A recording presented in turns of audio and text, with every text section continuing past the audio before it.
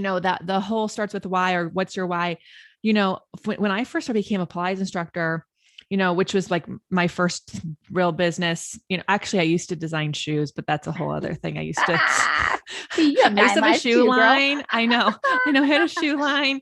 I saw girls in Bloomingdale's wearing my shoes. It was so fun. Anyways, but my first like time actually thinking I had a business and was starting something, the best I could say was that I just really loved Pilates and it made me feel really good. And I wanted other people to do that. And I think a lot of people are like, but it has to be deeper than that.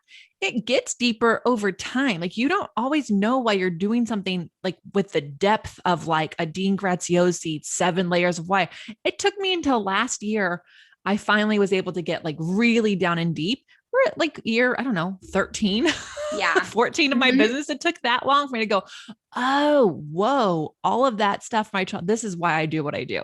So I Yes. feel like with people, I love what you said there. Cause like, just take the pressure off. Like, what are your values? Like Right. those you should know. Mhm. And then Totally. they'll change with you. And that's good. Yeah, I mean, Lesley Logan, as I met her, 6, 7, 8 years ago, with the start to the book with, profitable Pilates, everything but the exercises, not an entirely different human being authentically. Authentically, you're still the same person. But if we look at even just your trajectory with your businesses that you have developed, be it retreats, be it, your membership based platforms, be it, your coaching business, like if you think about from then to now, your value propositions would have to metamorphosize, because if they didn't, then you would be stuck, And I Right. think that Right. people get so hooked into this, like, oh, okay, well, then I've figured it out. Now I can't deviate. No, famous last words from Lesley Logan to me all the time when I was on the road with her and or without her, and or we would meet up in said city. And I was like, what am I doing? I want to do this thing. She'd just look at me and go, just get started.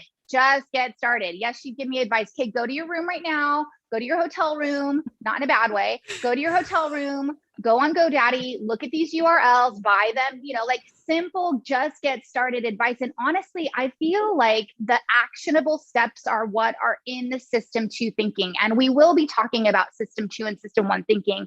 This is a tease, and this podcast will be up now and forevermore. But Lesley and I have a program coming out where Susan David's work is going to really drive hard in my mindset piece, because system one thinking is very, very necessary. We didn't talk about system one thinking. System one thinking is your pleasure center. It is that reaction. It is that, oh my gosh, I want to have a glass of wine. It is that, oh my gosh, I really want to have that bag of potato chips right now. And honestly, we need that system one thinking at times. It's fun. It's like really enjoyable. It's that dopamine dump that we want. And you should let yourself happen. You also should realize that there's consequences to system one thinking and be okay with that as well. We've all had them. Nobody's perfect, right? I've had Yeah. consequences to my system one thinking, whether that's a glass of wine that I probably shouldn't have, and I got bad sleep that night, and or maybe a conversation that I just wasn't ready to have, and I was in my system one thinking when I had it, if that makes any sense. System two thinking, I know this is a tangent, but I think it's really important for people to hear this. This is system two thinking, is when you can get actually emotionally granular. You can actually get out of the whole, oh my God, I'm so effing pissed off phase, into, okay, what's the value behind why you feel pissed off, right? So Mm-hmm. I'm pissed off because I feel agitated that I didn't give myself enough time to be able to accurately respond to said conversation. And now I'm under the gun of a deadline. That is a whole different way to approach something in your life than system one. Does that make sense? Or Well, am I it makes confusing? so much, no, you're making so much sense, because I also think that so many people, when they're trying to figure out or trying to do something, when you want to, so let's just say like, whether you want to start a business, or maybe it's like you want to have more time for your spouse, and you get frustrated because an email comes in and then you snap at the spouse, but that's the person you want to spend Yes. time with. It's actually because if you were to take the time in the system two thinking, it's you haven't given yourself enough time to do the things that matter to you. And Yes. so now you're frustrated, and just like any frustrated person, you're snapping at what's in front of you. And so Totally.